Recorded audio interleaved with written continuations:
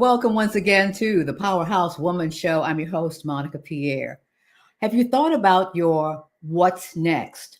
Bold moves, getting you from where you are to perhaps what you've always wanted to do or what you see as the next in your life. Well, that's what we're going to be talking about. And we're going to absolutely enjoy our conversation today with someone who knows a thing or two about what's next, how to create it, how not to just sit there and wait to, I think what you said, be fed, but learn how to fish. We're talking to Wendi O, Lieutenant Colonel, retired speaker, author. I'm going to throw in cyber security. There's so many things I could throw in there.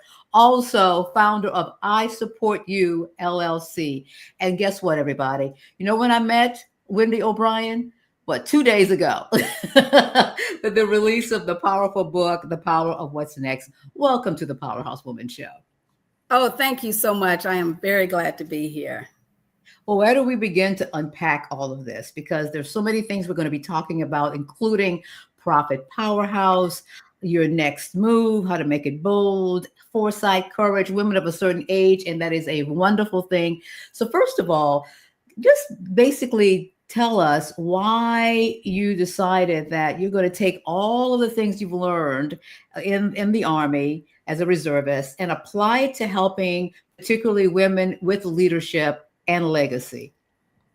So let me just tell you what happened to me many, many moons ago. I was a captain at the time, which is a junior officer, and I was having a conversation with my colonel, senior officer. And as we were having the conversation, he stopped abruptly and just looked at me and said, you are a lamb in a lion's world. And the reason he has said this, because as an officer, you're taught to be confident. And while I thought I was looking confident, the things he was telling me to do, I felt overwhelmed. I felt insecure. My self-esteem dropped. I'm thinking, how am I going to get this done? But in all of that, I'm thinking I'm faking it. You know, I'm looking confident. He saw right through it. He saw right through it. Like, You are a lamb. Yeah, you a lamb in a lion's world. And he says, you better learn how to make it in this institution, in the military, because it will destroy you if you don't know how to play the game and succeed. Because it's not just the things that you read in a book. That's like the tip of the iceberg. It's the thing that's under the water. That's what really is going to take you to the next level.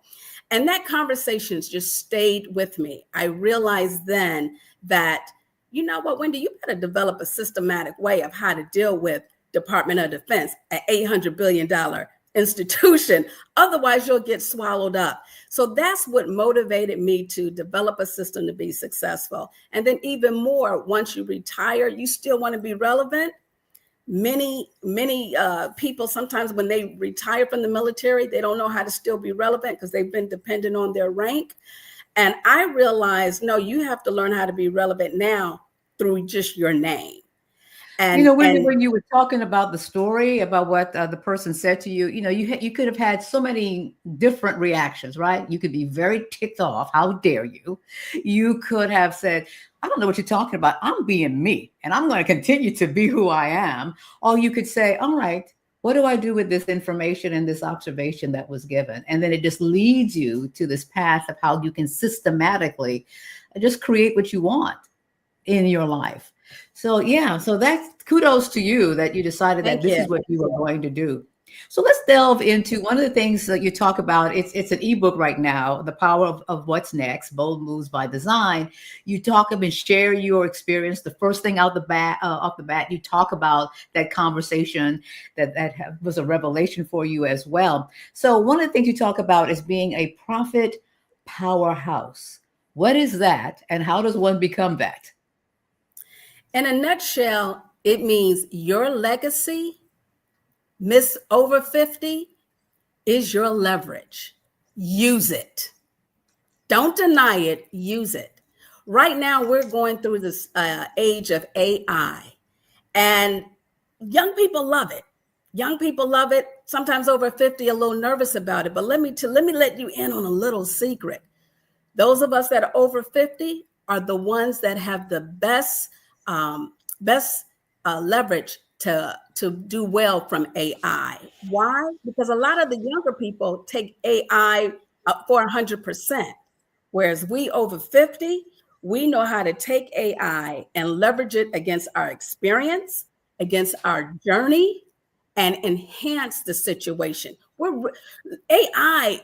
Those of us that are over 50, we are the ones that can benefit the best from AI. It's not the younger, it's us, because we get to take real life, real experience, battle tested, work experience, and then take the AI and come up with a product. And that will help any company, any institution become profitable. That's why I said we're the profitable powerhouse. We have it all. We're better than ChatGPT. We know how to take ChatGPT, decipher what's real, what's not real, what will work, what won't work, and come up with a solution that no younger generation can compete with. Right. I love it. I love it. I love it. I'm in that category of over 50, and particularly in media where it's not just what you know and your experiences, but sometimes, unfortunately, the way you look and who they put you next to, it type of thing. But to me, it's a mindset shift, right? Because if we have absorbed and consumed what the world says we should want and do 50 plus, and then Wendy's saying, "Oh no, you have leverage. You can persevere. You know what you're talking about." How do we begin to shift that? So one, I actually document my core experiences, so that whenever something similar occurs, I can reach back and go, this is what I did before. And let's just say, take it like a recipe. Think of it like a recipe of all your, a book of all your favorite recipes. So you're not going to always do the exact same thing every time, but you may take something from recipe A, a little bit from recipe D, a little bit of sprinkle from recipe F. And then you come up with your solution. That's the great thing of age and having wisdom. You could take a little bit of everything and always recreate. And when you have that experience, no one can take your experience from you. No one can take your journey from you. No one can take your spontaneity. We're battle tested because we're still here and we're making it. So I do document. I do have my recipe of success book, and I go back and like I say, I pull according to what the situation is, and it has worked for me. I've been very successful in any endeavor, even the ones that I wasn't too sure about. That's okay if you're not too sure. Move forward anyways, and pull from that recipe book, and create a new recipe. That's right. That's right. Yeah. Big Mama made it differently every time, but it was always good each time.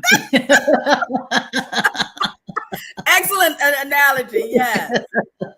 Excellent. You talk so many things we can talk about, but I'm really fascinated by what seasoned professionals recognize that others often overlook. What is that? And how can powerhouse women recognize that they have a perspective and they see some things and they might be 2 and 3 steps ahead of most people, and that's valuable? Absolutely.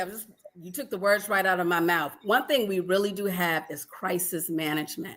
We have been there, done that, and showed back up with a big smile on our face. Crisis management, we are excellent at it, and we have the insight for it. We know plan A doesn't always work. It never does. Or maybe seldom it does.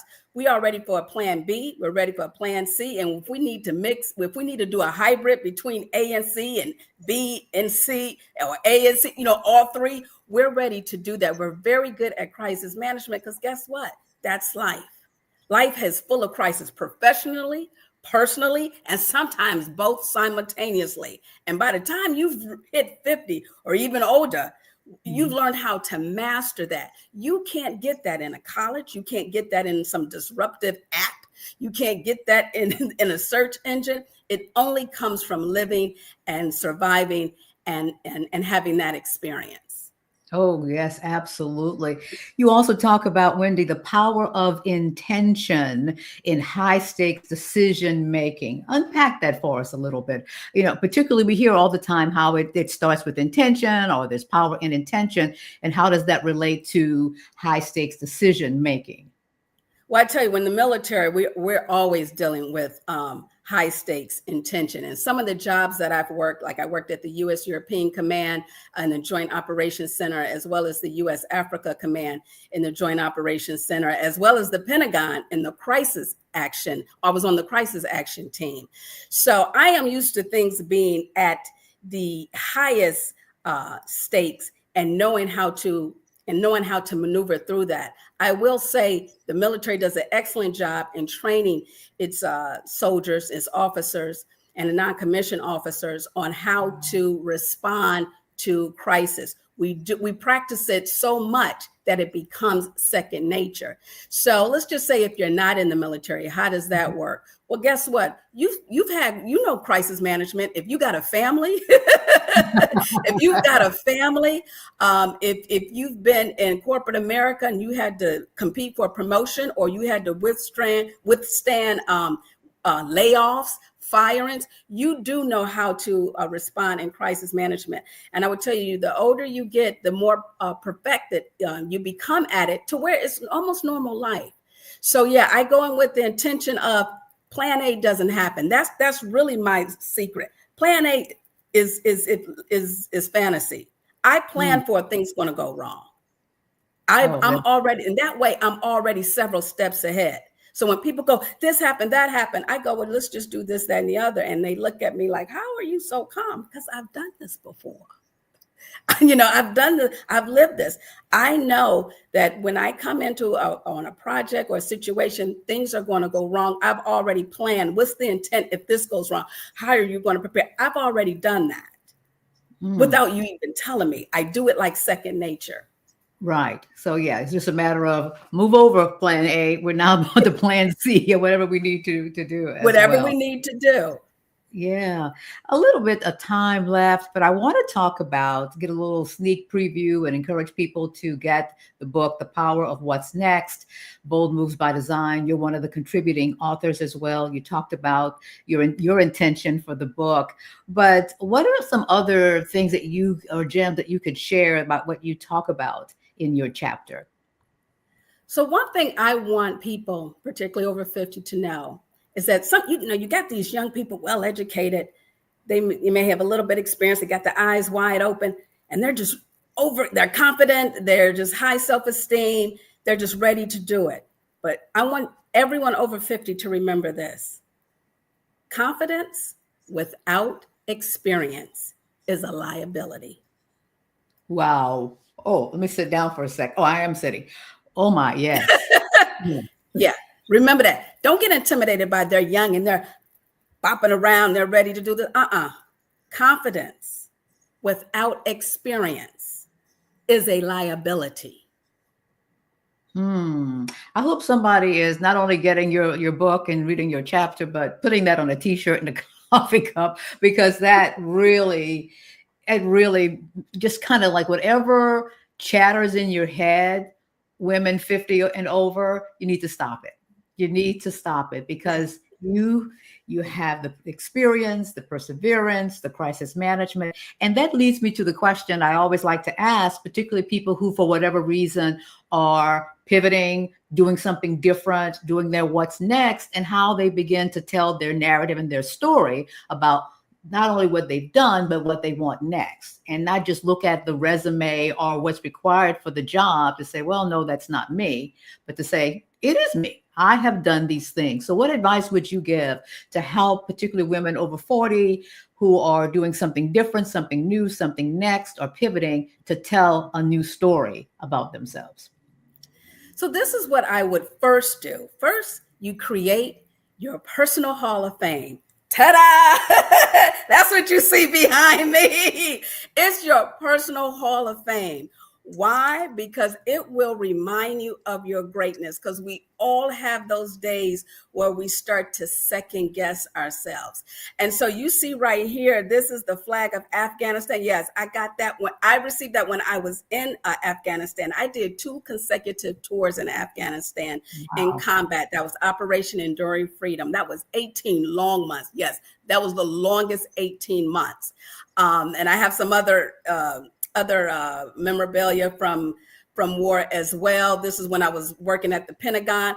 And I say all this is that Oh, and by the way, I used to be a cheerleader. I forgot to have my cheerleader picture. Okay, all right, yeah. I used to be an NFL cheerleader. When they were the Washington Redskins, I used to be a Redskinette. Yes, and I still keep that up there just to let my body know it was once possible. Okay, but that's another story. I'll have to get you back on for interview part 2. You got to put me up for that. But I have my personal Hall of Fame. I'm telling you, when I have those tough days, I come and sit here. They go, Wendy, look what you did. Look what you did. Look what you have accomplished. And it does help. It helps you to remind yourself of your greatness, because sometimes you have people out here, we call them frenemies, that are passive aggressive, and they nudge you a little bit when you're feeling down, because they think that's the time to kick you down. But no, you have your personal Hall of Fame. And you also have your recipe. Remember, I talked about the recipe book on how to handle challenges. With that, you will get back up on your feet. Life is full of ups and downs. You can't stop that from happening. But when you have your personal Hall of Fame and your recipe book of how to handle challenges and obstacles, you will come out of your deep hole and you will succeed in whatever you put your intention towards. I love it. I love it. So absolutely. So many wonderful things. And again, the book is The Power of What's Next, Bold Moves by Design. Your chapter is on Profit Powerhouse. You give some of the strategies that we've talked about today. How can people just be like, got to know more about her, got to know more about her? How do they follow you? The best way to follow me is on LinkedIn. And if you could put that, that's it. Follow me. Right now I have I think over 21,000 followers and X number, maybe about 30,000 connections. But I connect with people because I believe in sharing the knowledge and wisdom. That's how I got to where I am today. I wasn't born into some elite family with all of this money. I had senior officers, general officers share their wisdom and advice. And that's how I made it in this world. So I'm all about sharing wisdom and knowledge so that you can achieve your goals. Wonderful. First of all, I want to thank you so much, Wendy, for saying yes 2 days ago. We got to move. You're from the military. I'm ready. Yeah, I'm ready. So thank you so much for being with us. Hold on just a second. And thank you all for joining us on the Powerhouse Woman Show. And particularly, I know you've heard a lot of things. Find 1 to 2 that you can implement immediately and know that you are indeed a profit powerhouse and a powerhouse woman. We'll talk to you next time on the show. Bye-bye.